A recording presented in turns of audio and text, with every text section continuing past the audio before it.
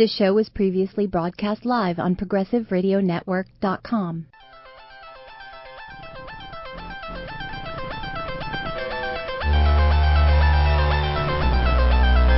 Welcome to another edition of Expanding Minds. I'm your host, Erik Davis, and we're looking at the culture of consciousness, technology, mysticism, neuroscience, and overall weirdness. It's interesting when you look out at the world of popular culture, one is often faced with an interesting problem. Which is, on the one hand, we find deep currents of traditional stories, metaphysical ideas, mystical notions, magical currents. But it's not altogether clear what they're doing there. Are they important? Does it signify something? When someone plays a video game with a magical metaphor, playing a wizard character who's casting spells, is that somehow in relationship with the hundreds and thousands of year-old history of human magic? Or is it simply a little, bit of novelty thrown in by a game designer because they had to do something cool?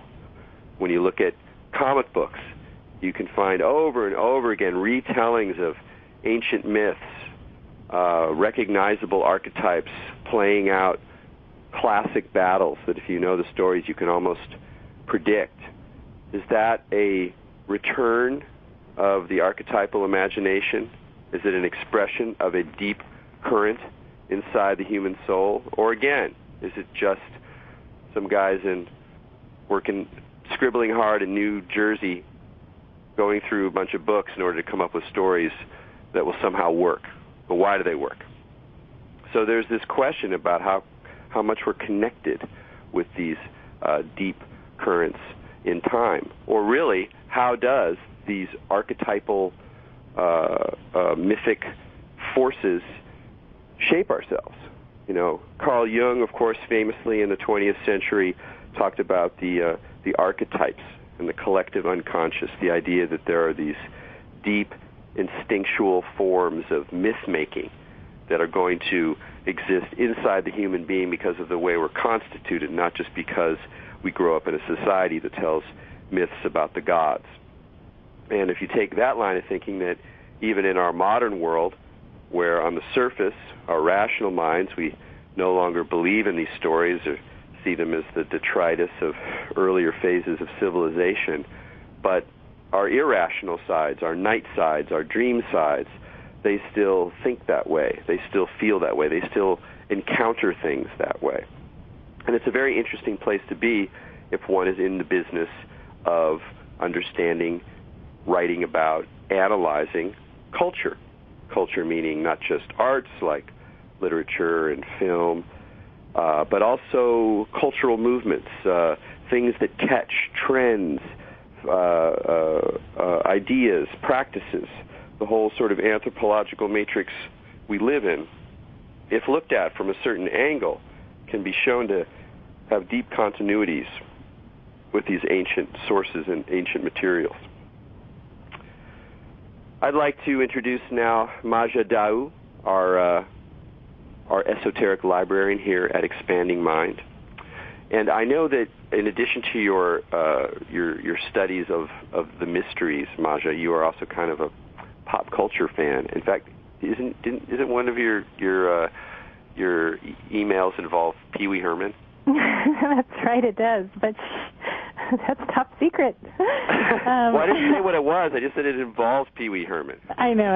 I love pop culture of all kinds, and like you, I enjoy seeing how the archetypes come up again and again throughout pop culture in these weird ways. And it's funny you mentioned Carl Jung, because there was something I think that speaks to how we are always connected to those archetypes, whether we like it or not. Over his door, he had this placard. It was a very famous saying. I think it was from Greece, and it said, "Called or not called, the gods are there."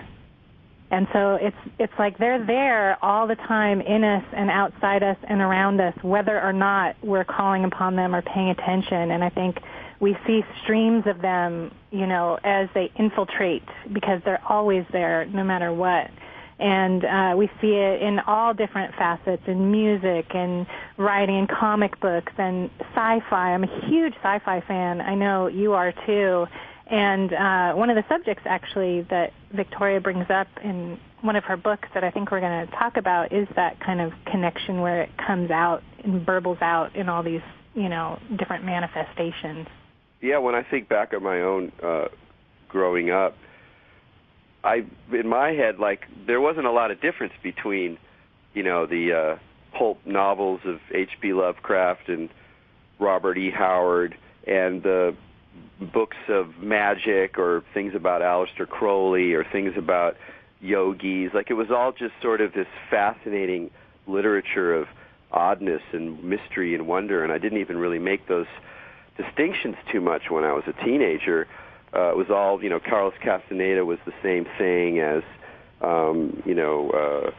William Gibson or whatever. It was just part of this literature of the imagination, and then it was only later on that I started to understand how deep and how rich and how multi-layered the world of the imagination is. And it really has always affected and shifted the way that I look at popular culture, because even the cheesiest junk, like the Da Vinci Code, it shows very interesting relationships with this lore, and it's fascinating to contemplate in light of the idea that there are deeper currents running through culture and running through consciousness that are going to... I just want to mention, too, that you had mentioned H.P. Lovecraft, and I was a huge H.P. Lovecraft fan, too, but also that you're teaching a class right now on H.P. Lovecraft, right? Like a online course or something? Yeah, next week through Maybe Logic Academy, which is MLA on your URL dial. I'm going to teach a 6-week online course on H.P. Lovecraft, and that's awesome. We'll definitely be talking about the sort of pop culture dimension of it and how he's influenced, much wider currents than simply the literature of horror, spilling out into magical practice and just a general cultural force that's really quite extraordinary. And so you can find information about that on maybelogic.org.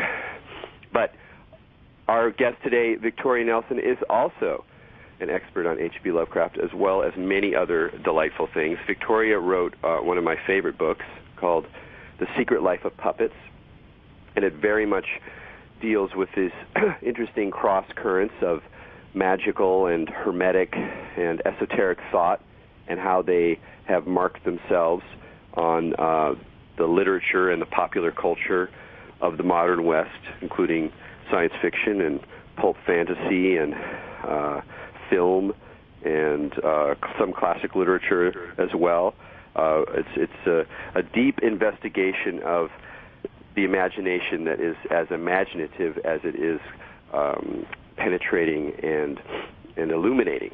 And I've been able to be friends with Victoria for quite some time. Very much enjoy her company, and I'm happy to welcome her onto Expanding Mind. Hey, hello, Erik. Victoria. Hi. How are you doing? Good. Good. Are you in Berkeley? Albany, the Albany. Independent Principality of Albany. Excellent. So I wanted to talk. I know you've probably talked out The Secret Life of Puppets a little bit, but one of the things that's interesting about it is that while it has a strong scholarly dimension, it is not exactly a scholarly book in a traditional sense, at least as we're mostly used to seeing them. And I'm just kind of curious about when you decided to talk about these sort of magical and esoteric and hermetic currents inside of Western culture, which is already a fairly obscure topic.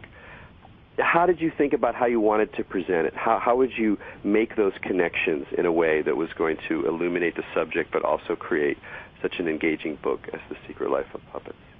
Well, it was a really long process, Erik. Long ago, back in the midst of time, I was in graduate school in medieval studies and didn't stay there and went on to live quite a different life. And then about 20 years after that, when I moved back to Berkeley, my kind of scholarly genes started to kick in again, and I started to get interested in some of these topics at the same time that I was carrying on my lifelong love of supernatural literature, ghost stories, horror stories, movies, et cetera, and I was looking, I guess, unconsciously maybe, for a way to combine these two passions, and I began sort of in a painfully slow manner to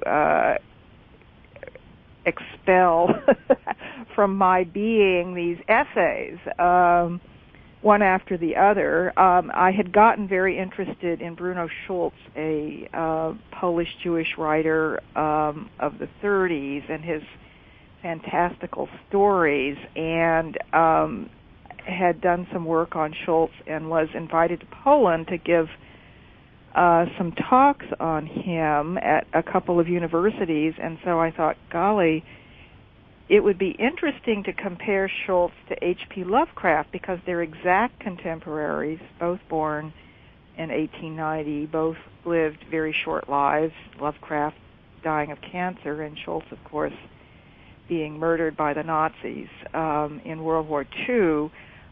Schulz is considered like a high art, fantastical writer, Lovecraft a pulp writer, and so that kind of got me into this whole thing of seeing, well, what's the difference between the tradition of fantastical literature in Europe and that in America, and that led me on, and so I began writing these little essays. And I will say that my orientation at that time in the 90s, late 80s and 90s, was really 100% 20th century psychological.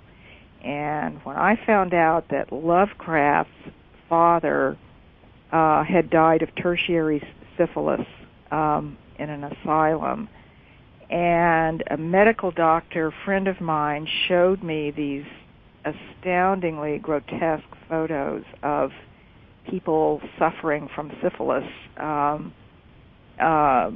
before penicillin was invented, these old medical books, and you saw these buboes and swellings and deformities. I saw myself looking at Lovecraft's monsters, and I had this aha moment. It's all explained. He may not have seen his father, who died when he was about 6, but he certainly probably saw his grandfather's, in his grandfather's library, these medical volumes that would have this kind of photograph and so on. So I thought I had Lovecraft's monsters all nailed down. But as I got into it, and I also got into the kind of magical cosmos of Schulz on the other side of the Atlantic, I began to have the feeling that there really was something beyond the psychological, that was certainly one layer of reality, but there were others beyond that. And the transcendental and extra-dimensional features of Lovecraft's monsters were something that bore greater exploration. And so that basically kind of led me one step after the other into some of the other topics in the book.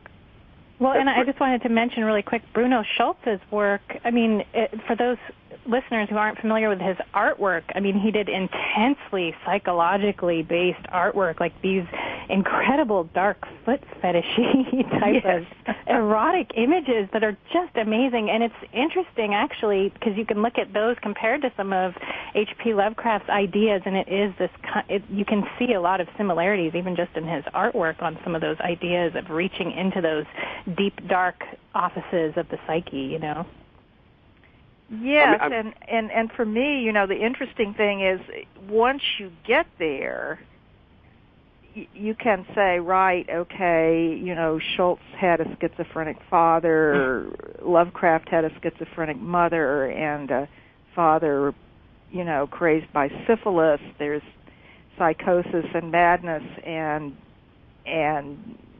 pathology and so on going on, and it's quite, so you can work in that realm. At the same time, it's not the full story. There's another place you can go with both of those writers, and I guess that for me was a great revelation. So how did that shift happen? I mean, you're at this point in your life, you were a well-developed intellect, and you had been well trained in the sort of secular framework of psychological criticism and historical criticism, and you had always had this lifelong interest in the literature of the supernatural, but that doesn't mean that you believe in anything supernatural. In fact, often in case the opposite. What was it in your studies or even at the point in your life where you started to go, maybe this doesn't work anymore? Was it that the models you were using seemed to fail or miss something, or did you just for whatever reason begin to resonate on a different level with the material that opened up these sort of deeper questions? Well, I think that's a great question, Eric, and I guess to answer it, I would just say that there are multiple answers to that, but the more rational one, to start there, was that I began to ask myself, why is it that the supernatural in popular culture, as we were ingesting it in the late 90s, because Secret Life of Puppets is basically a book that ends on a dime in 1999 and tries to capture that special sensibility. But why was it, and I use the past tense here for a reason, why was it that the supernatural, as we ingested it in popular culture, was almost always demonic and evil and connected to horror? That is, why were there no, shining gods or good things happening through the supernatural? Why wasn't it more like Hindu mythology or whatever? And the answer to that really is the Protestant Reformation and the whole enormous paradigm shift that European Western culture went through in the late 17th century, basically switching from a universe that is congruent between the earthly and the celestial and the divine, and that is ruled by God, into this materialist universe in which God is sort of completely separated from any activities in the material realm. There are no more miracles, so there are basically no more really good things that happen to you from outside the natural realm. And in terms of the Protestant doctrine, it was reinforced at that time. There was this kind of sense that, well, people are still reporting these supernatural things and they're not sure what they are, and just to be on the safe side, we'd better say that if it's supernatural, it comes from Satan. If it's against the laws of material nature, there's some demonic force involved, and that really was a kind of engine governing the beginning of the Gothic novel, and then the Victorian horror story, and all of the sort of accumulated ghost stories and so on that blossomed into the 20th century horror kind of universe as we knew it then. Well, it's also interesting how different emotional spaces constellate these things differently, so that in addition to the sort of theological issue, or the sort of, as we shift to rationalism, what are you going to do with the irrational? You're going to demonize it, and that's why you could say possibly we see actually a rise of the persecution of witches in the beginnings of the modern era. People think it's back in the Middle Ages that witches were burned. No, it was in the 17th century, the witches were burned. It was at a point when something in the Western consciousness was trying to pull itself out of that enchanted universe, and so it had to turn around and demonize that universe to some degree. And then you're in this supposedly rational universe, you're pursuing pleasure, which is kind of the hedonic logic of the Enlightenment, and yet, of course, there's still fear and there's still death. And these emotions seem to also become carriers. You know, it's almost like the kind of story we're sketching out here, at least the way that I think about it, is that there are these forces, and you could even think about them as gods, or you could think about them as things deep inside the human psyche, or deep inside the cosmos, but that they're flowing through this enchanted universe that we once lived in, this universe where there's a connection between the earthly and the divine and the celestial and the spiritual. And then they hit the wall of the rational West, and they go, God, where are we going to go? We got to keep rolling. And it's more a sense of continuity. Where does it flow? And partly it flows into fear, to the fear of madness, to fear of death. And so all of the iconology and all the stories that are around those things also become a site then for the sacred, so that the modern sacred has a sort of relationship with the negative in a way that I don't think you see with quite that intensity in other times and other places. That's really well expressed, and I completely agree with it. And I see that, yes, there was a lot of anxiety around the supernatural that came out in this business about witches, and it's interesting that as the whole witch thing faded in the early 18th century, because the kinds of scientific tests you could have for witches, like throwing in the water, and if they sank, they weren't a witch, and so on, began to be discredited, and the vacuum left by this evil force, people with connections to the supernatural, got displaced by the vampire figure, which rushed in to fill the void in the 18th century, and that's interesting in itself. But just to skip back to the present, you're right. Popular culture has wedded the supernatural to the negative, and I mean Western and mainly American pop culture, to such an extent that the only way, if you're using that as an exploration of what we connect with the supernatural, which is spirituality or some sense of gods or divinity or forces that are extra-dimensional and outside time that may or may not have some influence over our lives, you almost have to work out that puzzle through these negative figures that are so entrenched in pop culture. And that's why I believe vampires in the 21st century have converted from the undead to the immortal, and especially in works like the Stephanie Meyer Twilight series are turning into gods and demigods and really operate more in a realm of sort of sunny fairy tale than in the sort of dark gothic horror that we're used to linking.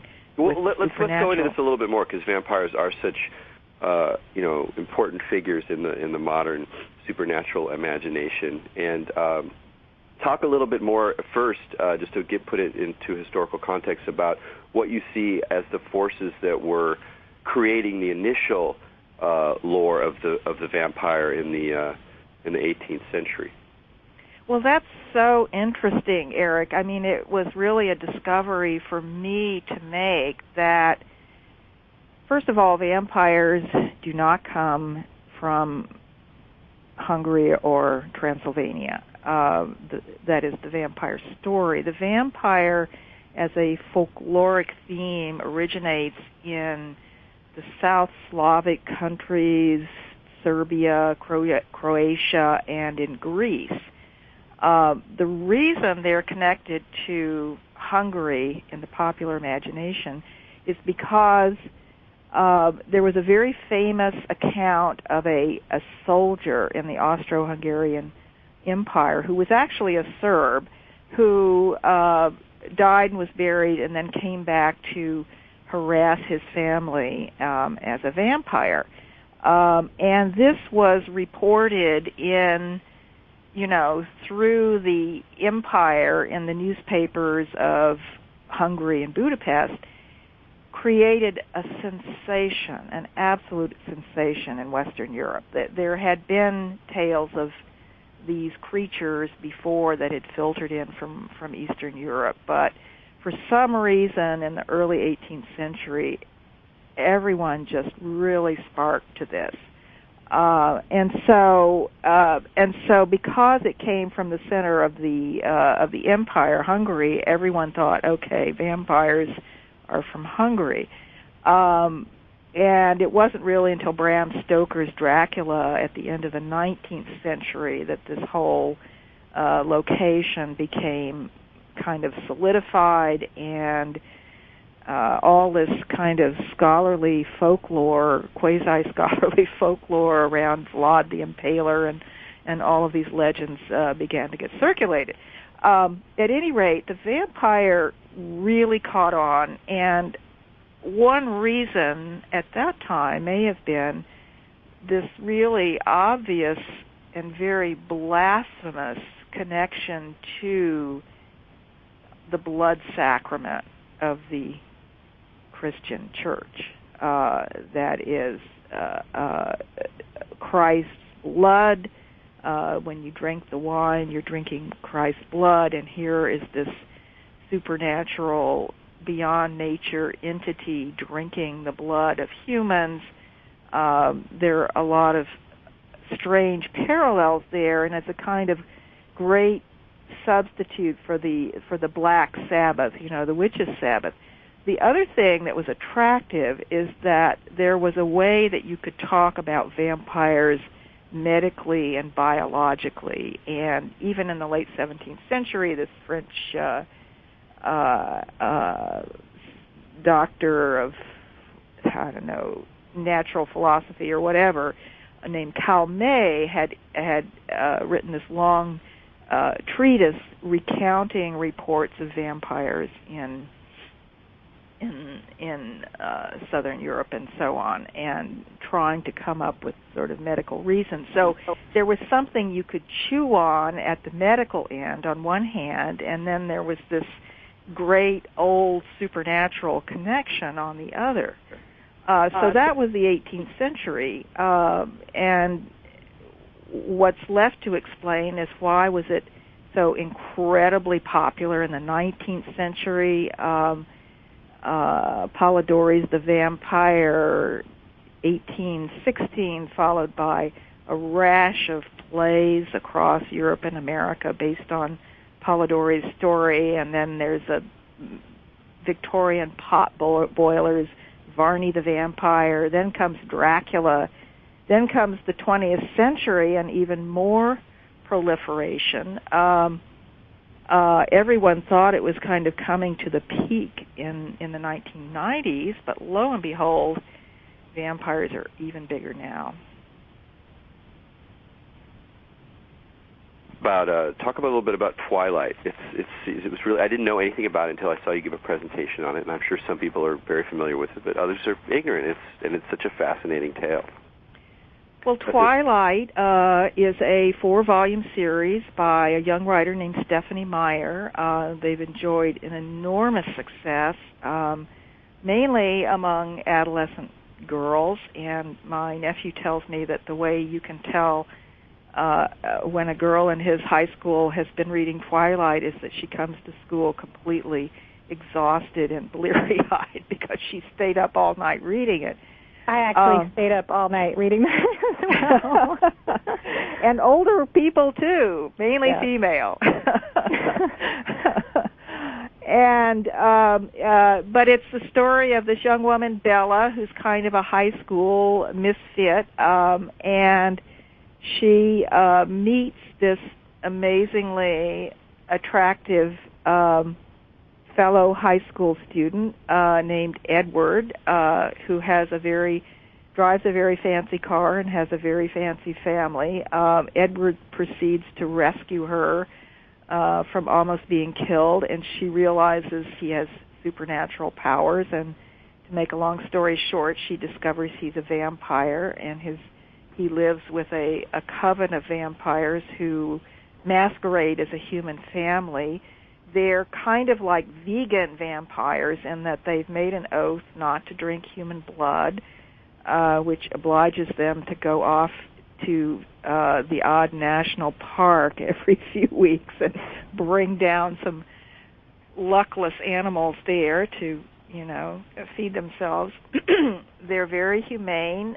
They live in a very lovely white house, which is the complete opposite of Dracula's castle. They live in Forks, Washington, because it's the rainiest place in the U.S. and there's little sunshine. But the reason they don't go out in the sunshine is not because they're going to turn into dust and die, but because when the sunlight hits them, they sparkle all over as if they were covered with diamonds. Well, and that's a very interesting part of the story, because you mentioned how vampires transformed into immortals. And in Tibetan Tantric Buddhism, when you become that enlightened, immortal, untouchable self, they call it the diamond body.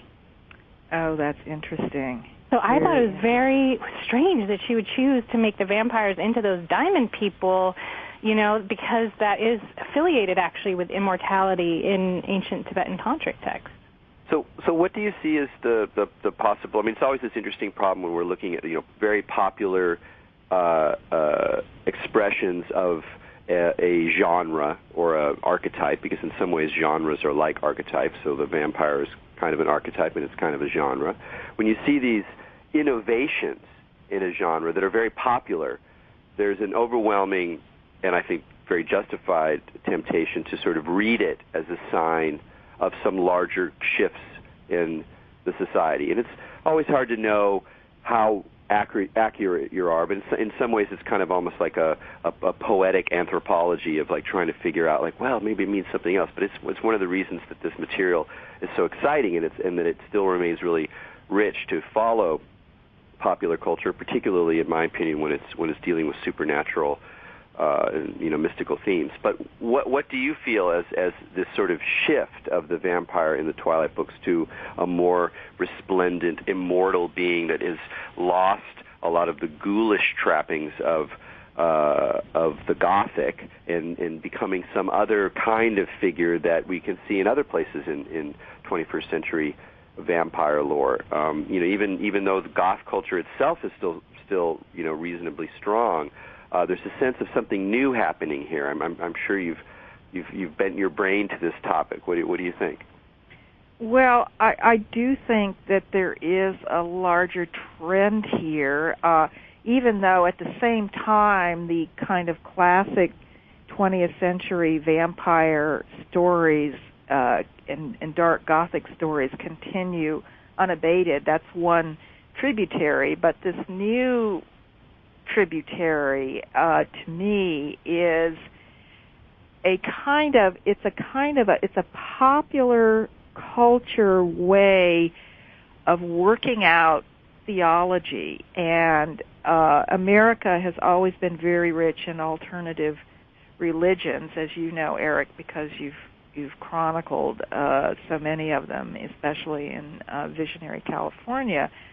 But what strikes one really is that it almost seems as if there's an attempt, starting with the material you're given, which is this dark stuff, to kind of turn it into the bright stuff to create a pantheon of gods and goddesses that diverge from the classic Protestant three bright celibate gods of the Trinity, to add females, to add what I think is a very important quality in Twilight series, and is something that's has a lot of continuity in American alternative religion going back to the Radical Reformation, and that is this notion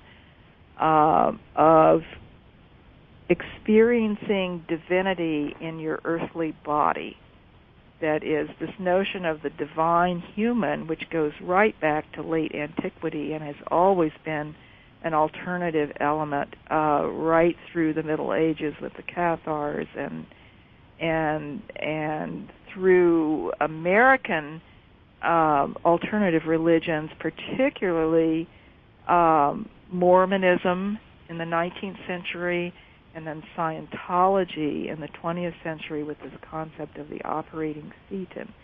But it's the Mormon theology that's most interesting to me in terms of Stephenie Meyer, because she is a Mormon, or at least was raised as a Mormon.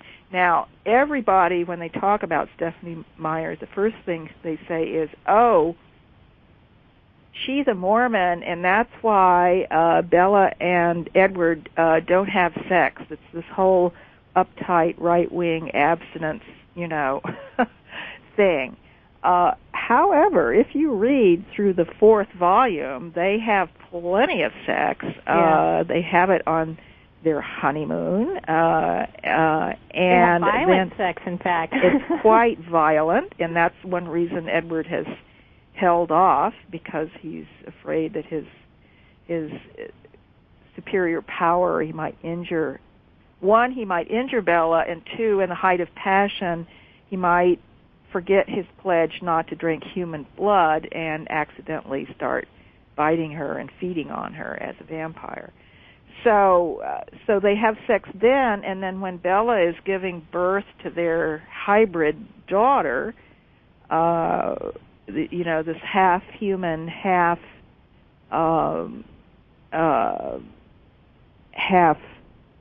immortal being, which, also, there's a certain amount of parallels to Mary there, but also to any number of myths about the mortal woman who mates with the immortal God and what kind of offspring they produce.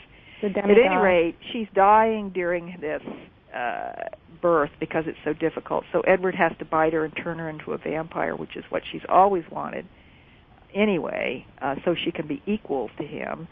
And so she dies and becomes a vampire. And in her vampiric form, it's very clear that everything is completely positive. She doesn't fall prey to the bloodlust that newbie vampires do. She has enormous powers of speed, of mental acuity, of everything is transformed, and the language of this transformation is really astounding. It's all extremely transcendent, angelic, positive, and so on. This actually, it reads kind of like a Kundalini experience, in fact.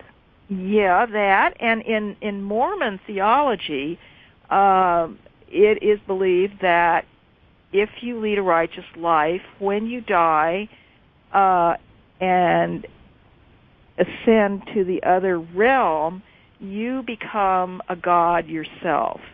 And you can mate in that realm, you can have a family, you even can have your own planet, if I'm interpreting it correctly. That's my impression. Accurate about that.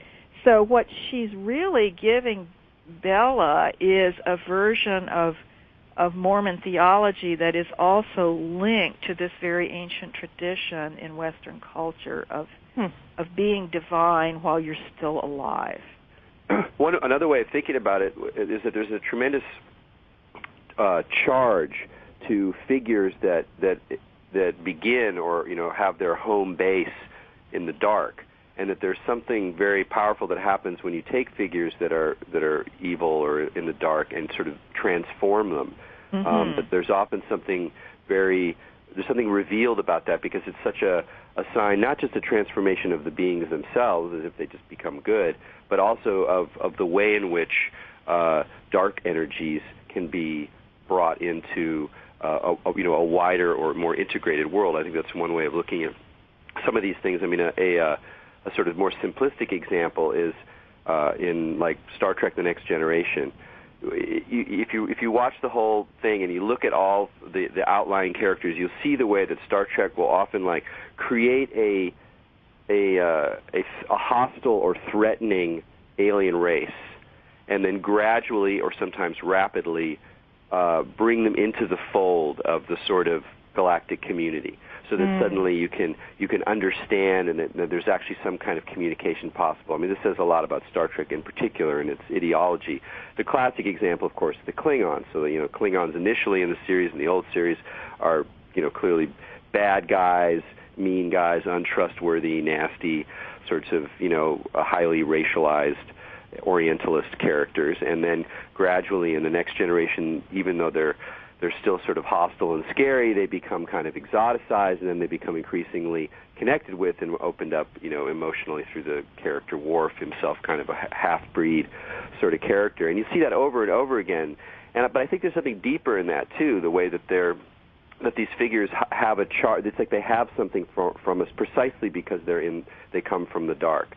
And that part of what's happening with the supernatural imagination, and I think this is very indicative of where we are in society, is that that the old models of good and evil that rule the supernatural universe, at least as we inherited it, don't really work anymore. They don't really make sense in our world anymore. We don't really think that way anymore. We don't organize our moral or ethical lives along those distinct lines.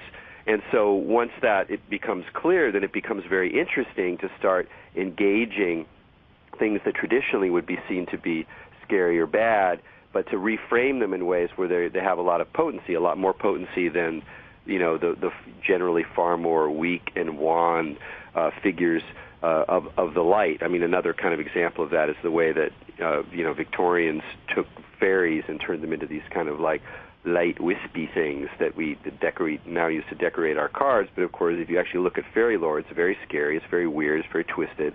So there's this balance between the desire to make palatable and easy and the desire to really have the juice, and the juice tends to be in the darker or the scarier things often. This also makes me think about the Lovecraft, which we mentioned before, and I know that you've spent a lot of time looking at both Lovecraft's work and some of the culture that's grown up around him. I think, if I recall correctly, in your new book that you're working on, unfortunately, it's not in our hands yet and won't be for a little while, in Gothica, that you write some about Lovecraft, because there you have an even further, an even weirder expression of it, because you have a whole culture of people who are fascinated by, and in some cases even practice magic in relationship to deities that in no way would ever be humanized or brought into the fold, that are like in principle chaotic, evil, catastrophic, anti-human, anti-life, these primal archaic forces, which are such a powerful component of Lovecraft's imagination. So even you read these kind of pulpy books now, and you're struck by the sense of what he called the outside, this realm that's outside of human morals, that's outside of our kind of ethical universe or even our conceptual universe. And yet there's a tremendous fascination for these figures. And there's something there, too, and it's not just because these people they're like into evil stuff. There's something about the way that the supernatural pulls us outside of our given framework, whether in this 18th century it was the emerging framework of rationalist Enlightenment ideology, and then the Gothic pulls people away from that. Or today, I think that it's almost more of an ethical challenge of how far into a demonic or that sort of, but not even demonic in a traditional way, but almost more like an outside force that's pulling us, at the edges of reason in a way. And that's, I think, why there's still a lot of energy around the Lovecraft material, even though it's quite old and in some ways very specifically pulpy, and yet it's also a tremendous cultural force once you start to look at it. I agree with all of that you said. That's absolutely true. The only qualification I would make would be distinguishing between good and evil in the terms of ethical action versus supernatural entities. I mean, you don't see Lovecraft's great old ones, making moral choices, or in other words, you don't see them working in everyday life. They are just engulfing forces that he frames as being horrendous and horrible and unspeakable and so on. And what the magic cults around the Lovecraft mythos seem to be doing is taking this body of entities that he created completely out of whole cloth, with no reference point whatsoever to anything previous in the Western tradition, which is an incredible imaginative feat right in itself, that these he doesn't call them gods, these entities like Cthulhu and Nyarlathotep and Azathoth and so on, these creatures beyond space and time, are extra-dimensional forces, and it's that quality, the extra-dimensional, which is a sort of a new way of saying, one kind of supernatural, just as paranormal is another modern way of saying the same thing, something like the same thing.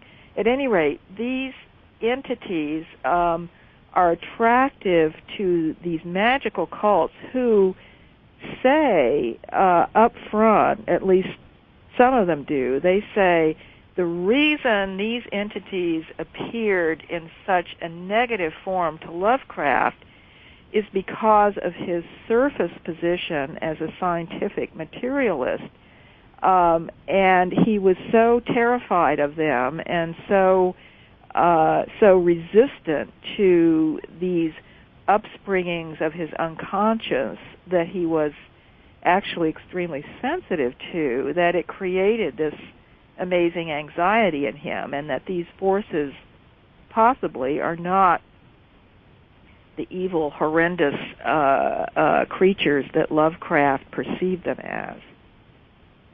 Interesting. I guess there's probably multiple interpretations, because some of the groups that I've looked at, or some of the strands of the Lovecraft magic that I've looked at, are pretty willing to acknowledge that they're icky, sticky. Well, yes, because they, as you know, they come straight out of that Crowley, LaVey tradition of Satanism. That even though Lovecraft himself never explicitly or implicitly linked his entities up to a Christian notion of good and evil, although I have to say I'm just rereading At the Mountains of Madness, and I'm noticing how every other adjective is about the great old ones is either hellish or blasphemous, which really does hook into the Christian tradition in a remote way. But at any rate, I mean, a lot of the groups are coming out of that older and to me very 20th century notion of Satanism. These are the old-fashioned guys. Yeah, I would still say I would give you this. It's the place we really see it, as far as I understand. The first place we see the Lovecraft mythos being taken seriously, or at least semi-seriously, is in Kenneth Grant. And while Kenneth Grant is definitely a dark sider, he's not really a Satanist in the kind of clownish LaVey sense. But it's much more about a certain kind of intensely Baroque, almost like a 19th century decadence mixed with a more 20th century psychological, even psychosexual kind of intensity.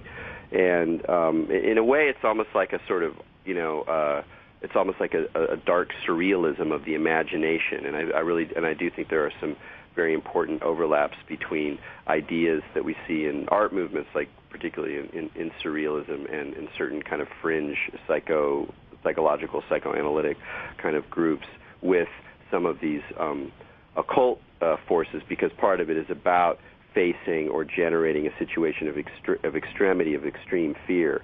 So rather than like the classic idea of a satanic pact where there's like a deity that you give yourself over to and you do these black rituals or whatever, that it's actually more about generating fear and encountering it and owning it, which is one other dimension of it that's cool. But I think it's also that it's even more what would be the word, just convenient, because part of what the point that Grant clearly was interested in, and that other Lovecraftian magicians have been very interested in, is to make the point that the material that one can use in a magical ceremony need not come from tradition, need not be based on historical, folkloric materials, but can be sprung from full cloth, can be almost anything. So what we now call chaos magic is clearly, in many ways, derives from this first impulse that surrounds using a Lovecraft mythos, because they used it partly because it was so original. It was so incredibly original that it popped out of almost out of nowhere, and that they recognized that originality and said, "Hey, look, that can work too." And once you acknowledge that it can work in whatever way you define working, then suddenly you have to recognize that what the role that the imagination plays in magic or ritual is not based on tradition, but rather based on the creative imagination and a sort of will situation elements that then go on into the chaos magic, which, like you say, though, very much the closer you look at it, the less and less it has to do with the surface spookiness, and the more it has to do with really just engaging, extra-dimensional forces and cosmic forces. So it's a fascinating, way, an evolution. You can see this kind of stuff evolve through time very richly.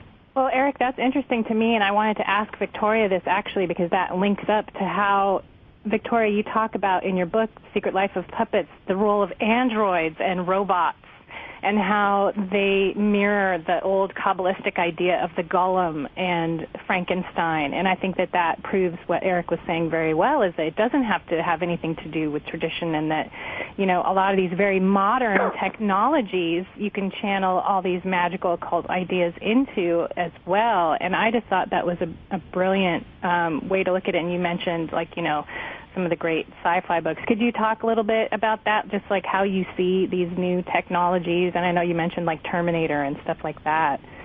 Yeah, I was just thinking of Terminator again when Erik was talking about, making the bad guy good, because the arc that the Terminator travels from the first of those movies on, of course, is to become the good guy.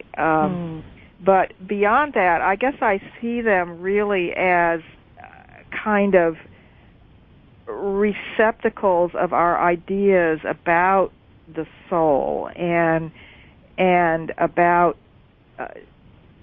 divinity in a way. And I all of these cyborgs, robots, and avatars are